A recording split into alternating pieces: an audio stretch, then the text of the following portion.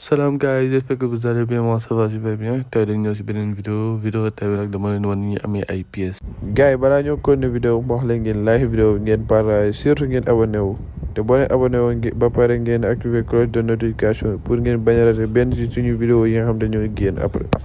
Pièces si football en fait astuce bu yomb la da ngay dugg match boo duggee match nga dem événement boo demee événement am na ñetti événement yoo xam ne chaque semaine dañ koy indiwaat duñ ko indiwaatee dañuy may ay pièces mooy bii nii mën na nekk bañ a nekk Asian Cup bii nii mën na nekk beneen tour mais boo ñëwee rek da ngay dugg inspecter événement yi nga xool dinañ wane yëri am 50 pièces comme bii nii ngay gis en fait 50 pièces premier boo amee benn victoire si la lay may 50 pièces 50 pièces yi mën nga dajale jënd say joueurs yi nga soxla et tout au maximum je pense que 150 pièces bii tamit événement 700 millions yi téléchargement yi boo duggee di nga mën a amaat yeneen non du bi en fait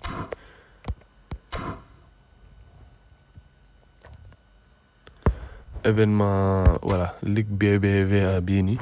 boo duggee nga tànn équipe d'abord leen lay laaj tout boo tànnee sa équipe nga ñëw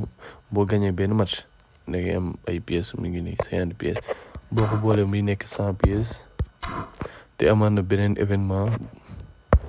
Spanish bii nii mooy ay Barça del naa nga tànn Barça Real mooy équipe ligaay rek bii tamit boo amee benn victoire nga am sa 50 pièces facilement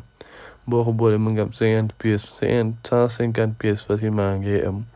et tout lii rek la woon ma leen wax ngeen like vidéo ngeen partage surtout ngeen abonné wu